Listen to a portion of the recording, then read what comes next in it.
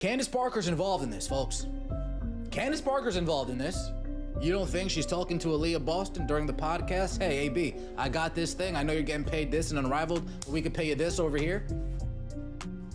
I'm sure she's having that conversation. I'm sure she's having that conversation with a lot of players in the WNBA. The question is, how much are they offering, and will they jump ship? That's not speculation. That's not theory. That's Candace Parker, Hall of Fame legend, and now investor in a Saudi-backed basketball league, potentially recruiting WNBA stars right under the league's nose. And if you think that clip is wild, you haven't heard anything yet.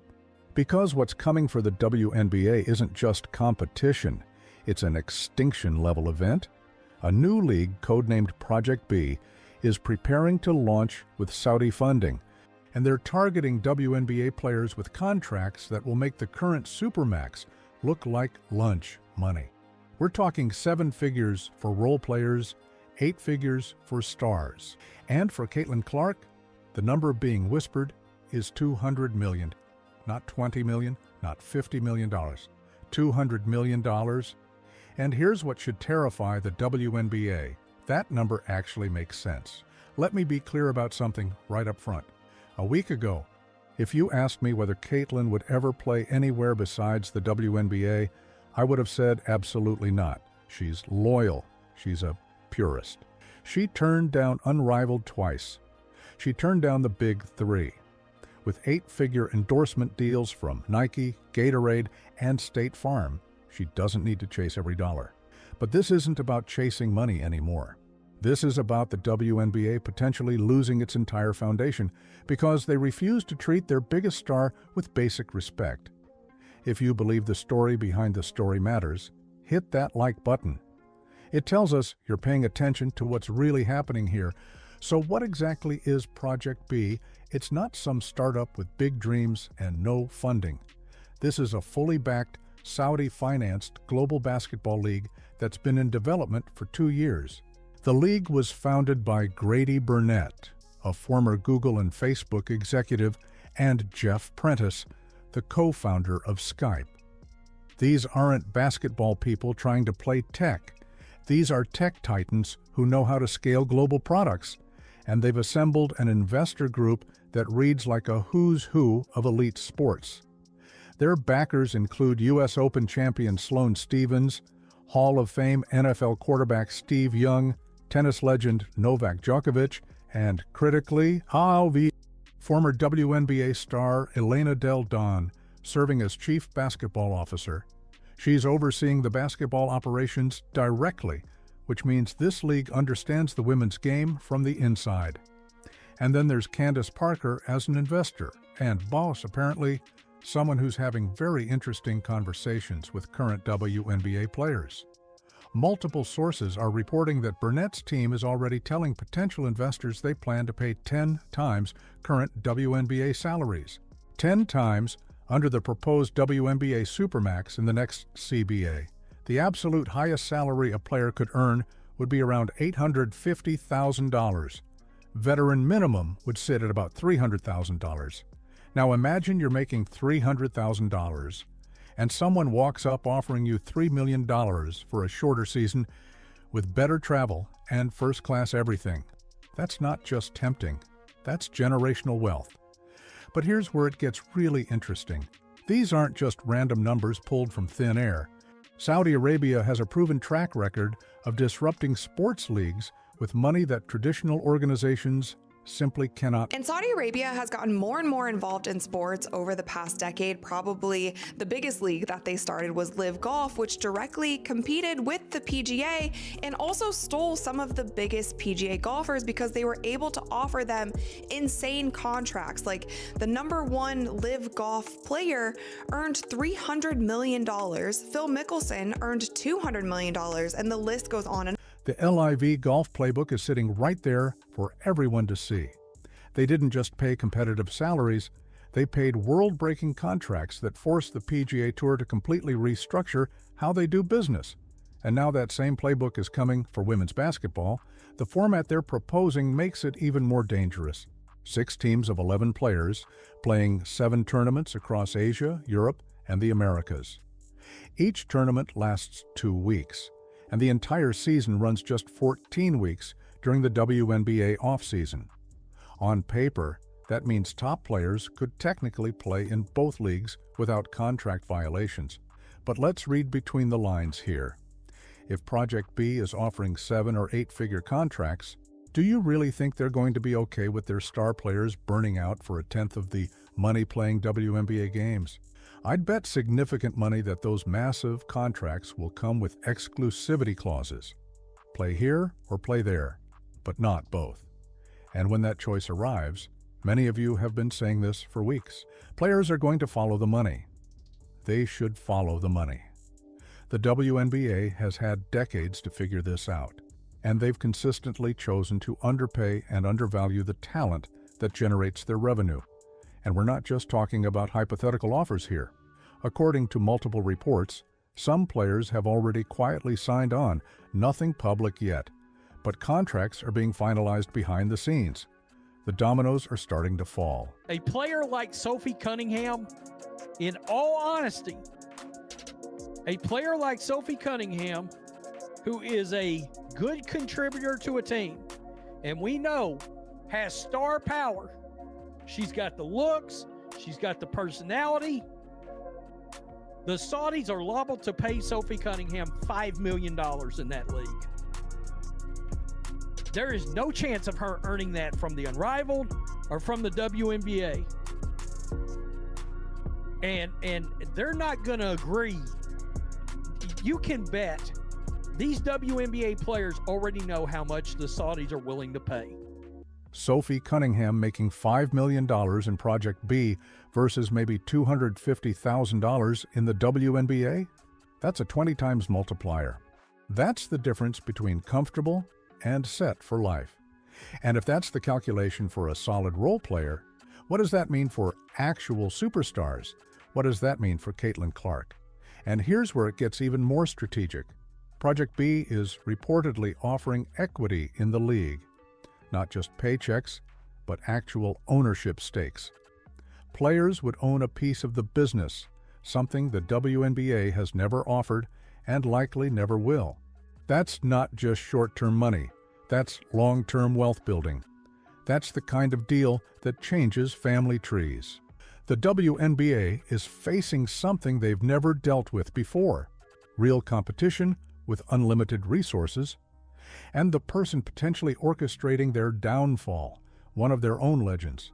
Candace Parker isn't just an investor. She's someone with direct access to every major player in the league. She podcasts with them. She broadcasts with them. She knows exactly what they're frustrated about because she lived through it herself. And recently, she's made it crystal clear that she's not happy with how the WNBA operates under Cathy Engelbert's leadership. Before we go further, drop a comment below with your prediction. Does Caitlin stay loyal to the WNBA, or does she take the massive payday and force the league to reckon with what they've lost? I want to hear what you think happens next. And I'll tell you this. I signed a deal with Amazon to broadcast for Amazon. I got a text from Adam Silver saying congratulations. I had my third child. I got a text from Adam Silver about my third child. Now, whether this is Adam or his assistant, somebody from the league office is reaching out to me. I got a baby gift for my third child. I get a Christmas gift from Adam Silver every year. I retired. Adam Silver sent me a text message that basically congratulated me on my career and how much I've done for the women's game, and he looked forward to how much I'm going to do from the sideline. Mm-hmm. I have not heard from Cathy. Let that sink in for a moment. Adam Silver, the NBA commissioner, personally reached out to congratulate Candace on her broadcasting deal. He sent a text when she had her third child. He sent a baby gift. He sends Christmas gifts. He sent a retirement message acknowledging everything she's done for women's basketball. And Cathy Engelbert? Radio silence, not a word, not a text, not even a form email from an assistant. That contrast tells you everything you need to know about why Candace Parker is the perfect person to recruit players away from the WNBA. She's not bitter. She's not vengeful. She's simply clear-eyed about leadership that doesn't value its players. And when she talks to stars like Aaliyah Boston or anyone else, she's not selling them on betrayal. She's offering them respect, value, and life-changing money in an organization that will actually communicate with them. And that brings us to the 5 reasons why Caitlin Clark might actually say yes to Project B. Number 1, competition level. We all know Caitlin is a purist and a traditionalist. She grew up watching the WNBA her entire life. The W has been the pinnacle, the place where the best women in the world play. It's the biggest stage, the top competition. But here's where things shift. That only stays true until the money moves the talent. What happens when the top players start flowing to Project B? Do you really think stars like Paige Bueckers, Aja Wilson, or Kelsey Plum are going to turn down 8-figure contracts? If LIV Golf was offering tens of millions, and Project B throws that kind of money at WNBA stars, everything changes. Because once the first wave of elite players signs, even 3 or 4 big names, the top competition argument collapses overnight. Suddenly, Caitlin isn't choosing between the WNBA and some minor league. She's choosing between 2 legitimate options, and one of them pays 20 times more. Number 2, WNBA toxicity. I think we can all agree the WNBA ecosystem, the league, the players, the media, hasn't exactly rolled out the red carpet for Caitlin Clark. They've downplayed her impact every chance they get. The officiating has been brutal. On the court, she's been physically targeted in ways the league refuses to address, and Commissioner Engelbert's responses, let's just say they haven't exactly been encouraging. In February, someone sat across from Kathy Engelbert and asked how she planned to address officiating issues. Her response, only the losers complain about the refs. They asked how she planned to fix the fact that players like Caitlin, Angel, and Paige were driving massive revenue, but making so little in their first 4 years. Engelbert's response, Caitlin should be grateful she makes $60 million off the court, because without the platform the WNBA gives her, she wouldn't make anything. And in that same conversation, Engelbert reportedly said players should be on their knees thanking their lucky stars for the media rights deal she got them. What should have been a once-in-a-generation marketing gift has turned into what many fans see as the biggest blunder in modern sports. The league had a golden opportunity to build around Caitlin, protect her, celebrate her, and capitalize on the attention she brought. Instead, they minimized her, allowed dangerous play against her, and acted like she should be grateful for scraps. Number 3, respect and environment. Compare the WNBA's treatment to what Project B would offer.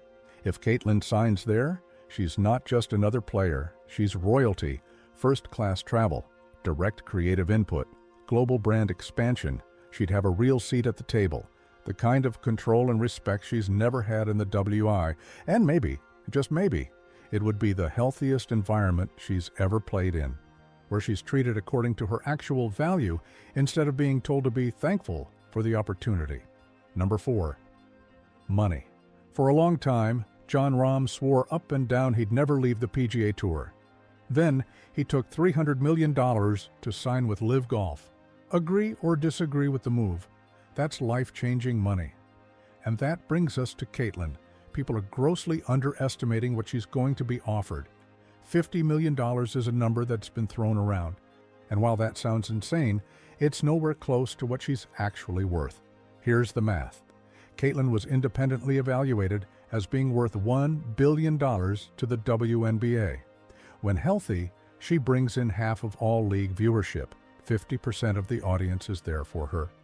Since she entered the league, team values have more than doubled, adding up to around $2 billion in added equity. And she's the main reason the WNBA just locked in that $2 billion media rights deal. So when I hear $10 million, $20 million, or even $50 million, connecting the dots reveals the real number is much higher.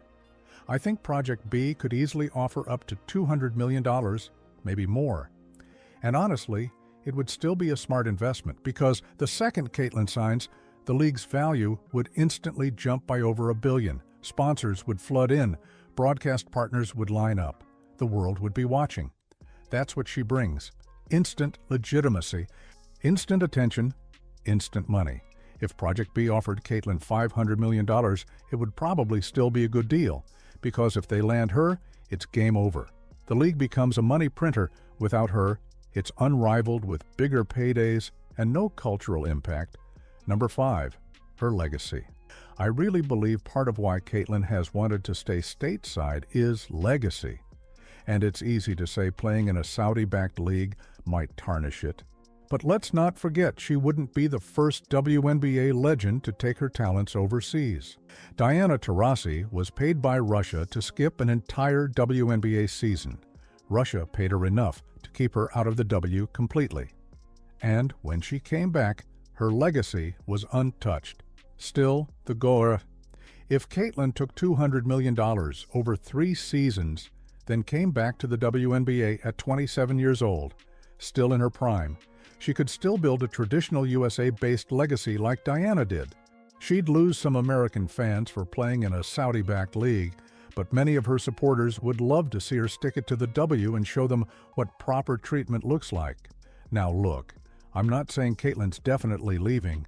We don't know what the final offer will be. We don't know her true motivation right now. All signs point to her wanting to play and win in the WNBA. But we do know the WNBA is a mess. They've treated her fans poorly. They've treated Caitlyn herself poorly. And Kathy Engelbert may not even survive the next CBA negotiations. If Engelbert is gone, maybe that injects new life. Maybe things finally change. Or maybe the CBA negotiations collapse and the 2026 season gets delayed or canceled. There's massive change coming. And a Saudi-backed league with limitless money and a mission to make women's basketball a global product is waiting in the wings. And you know what happens when that kind of money enters the chat? Players go where they're valued. Unrivaled will be crushed, the WNBA won't be able to compete, and you better believe Project B is going to throw everything at Caitlyn Clark to get her signature. If you want to stay ahead of this story as it develops, smash that subscribe button and hit notifications.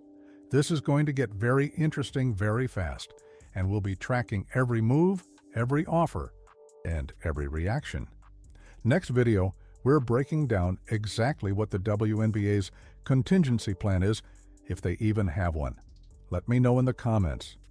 Would Caitlyn take the deal? Should she? The WNBA season may be over, but the real drama is just beginning. Thanks for watching. I'll see you next time.